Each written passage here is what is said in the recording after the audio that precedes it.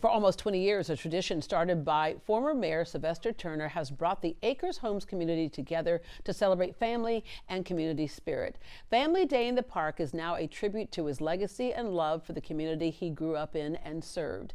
The free event returned this weekend for all ages, and carrying the baton forward is former first daughter, Ashley Turner Captain. Good morning. Good to see you. Good morning. I love that you're doing this. You know, I've shared many times how I met your father 38 years ago now. That's wild. Yeah, it is That's wild because wild. I don't look anything past 38. No, we're the same age. What are you talking about? But it was so funny. He was at the state capitol where he was, serving in office, and I was a young intern who didn't understand how state government worked, and he'd always stop me and say, now what I would do if I were you, I would probably go to the other side so you have both sides of the story. And I was like, thank you very much, sir.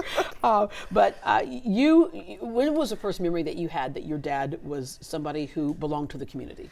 Oh my gosh. Well, I remember when I was younger, we couldn't go anywhere without somebody stopping him like, are you Sylvester Turner? Yeah. And I'm like, why do people care who you are? Like, Yeah. I didn't understand. They don't care who other people's daddies are. Yeah, What's like, why going do on people here? care? Yeah. But I do remember one time we were at a church event because, he loved going to all the churches.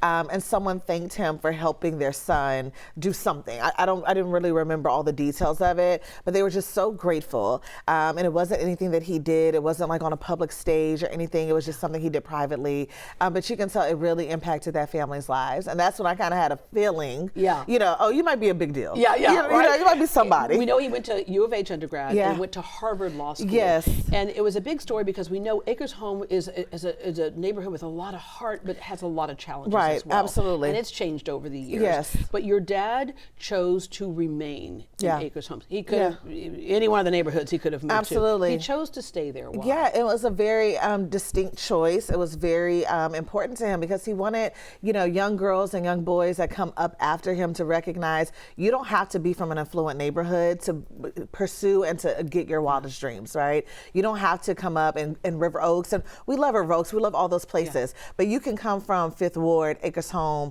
Sunnyside, and end up being the mayor of the fourth largest city of Houston. And go back to the neighborhood and contribute. Yes, right? and you need to, it's important. Yeah. You witnessed so many precious moments, or your dad was able to witness so many precious moments before passing away. No one, when a parent passes away, it's gut wrenching. Yes. But then you start looking at the glass half full part, the things that he did get to see after helping to raise you, and he was at your wedding. Yes, walking me down the aisle. One of the highlights of my life, him being in the room with me when I delivered my son was very important to me. And all the time that he was just able to spend with my son. I wish it was longer. Yeah. Of course, we always feel like we want more time. Right. But I'm just grateful that I know, and I have pictures to show my son later on, that yes, you shared the same time and space with your grandfather. Yeah. All right. You are the Executive Director of Community Relations at Lone Star College, and it allows you to connect with the community in a different way. You're a speaker. Absolutely. You're a curvy influencer, and yes. So I have to ask you this next thing. Oh, look at you influencing right there. Okay. Is politics on the horizon?